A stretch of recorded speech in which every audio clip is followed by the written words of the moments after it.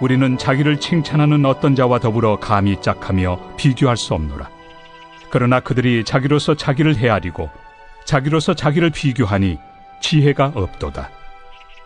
그러나 우리는 분수 이상의 자랑을 하지 않고 오직 하나님이 우리에게 나눠주신 그 범위의 한계를 따라하노니 곧 너희에게까지 이른 것이다. 우리가 너희에게 미치지 못할 자로서 스스로 지나쳐 나아간 것이 아니요 그리스도의 복음으로 너희에게까지 이른 것이다. 우리는 남의 수고를 가지고 분수 이상의 자랑을 하는 것이 아니라 오직 너희 믿음이 자랄수록 우리의 규범을 따라 너희 가운데서 더욱 풍성하여지기를 바라노라. 이는 남의 규범으로 이루어 놓은 것으로 자랑하지 아니하고 너희 지역을 넘어 복음을 전하려 함이라. 새로운 주간이 시작이 되었습니다. 이번 한 주간 동안도 주님과 함께 승리하는 한 주간이 되시기를 축복합니다. 가을은 우리가 독서의 계절이라고 하죠. 또 우리의 마음을 살찌울 수 있는 그런 계절이기도 합니다. 따라서 우리가 말씀과 기도로 우리의 영성 생활에 풍성한 열매도 맺고 또 아름다운 선한 영향력을 끼쳐갈 수 있도록 성숙의 계절, 열매의 계절이 되기를 바랍니다. 사람은 자신의 분수를 알고 살아가는 것이 매우 중요하죠.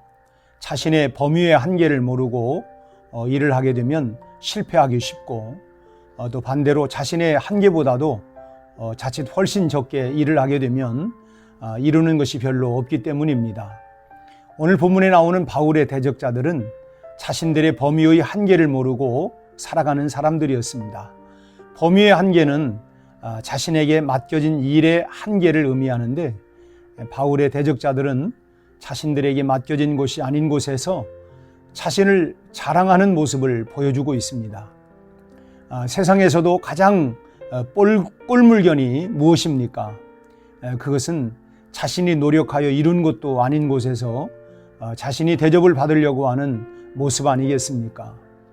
바울의 대적자들을 보면 자신들은 교회를 위해서 아무런 일도 안 했으면서 바울이 피와 땀과 눈물로 세운 고린도 교회에 와서 자신들을 자화자찬하며 내세우고 있으니 얼마나 꼴물견입니까?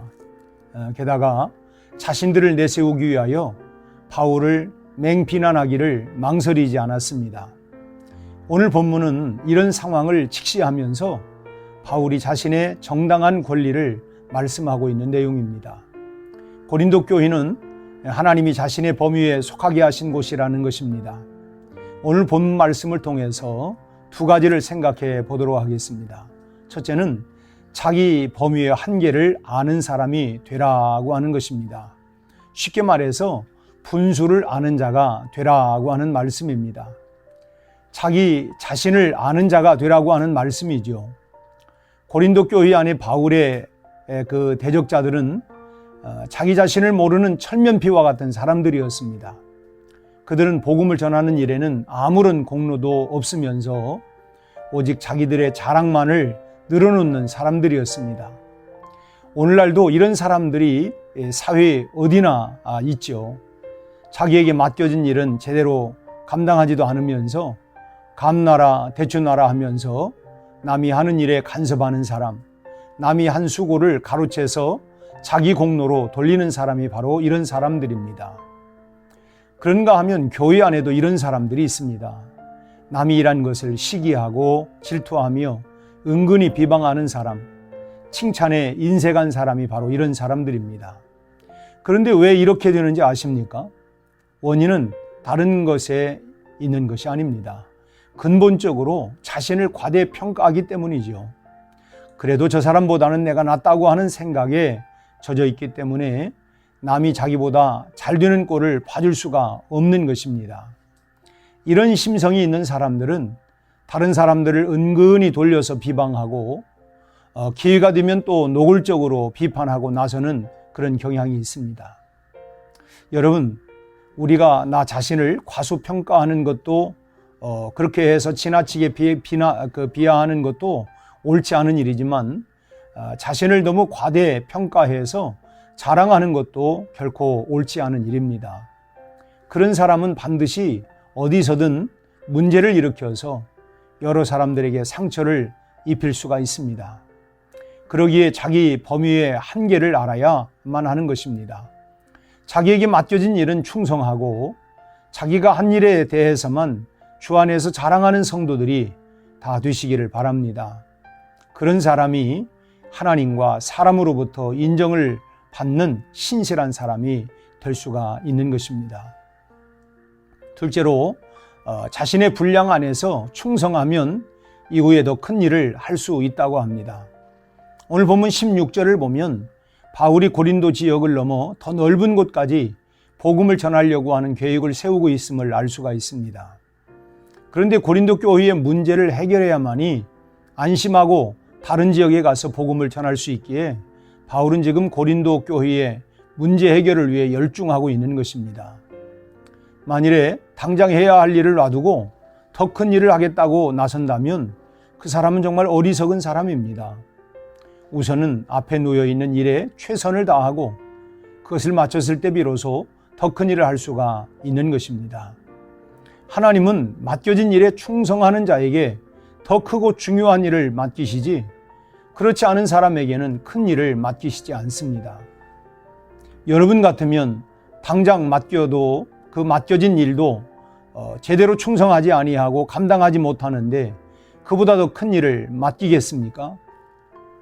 세상에서도 일을 시키려면 바쁜 사람에게 일을 시켜라 그런 격언이 있습니다.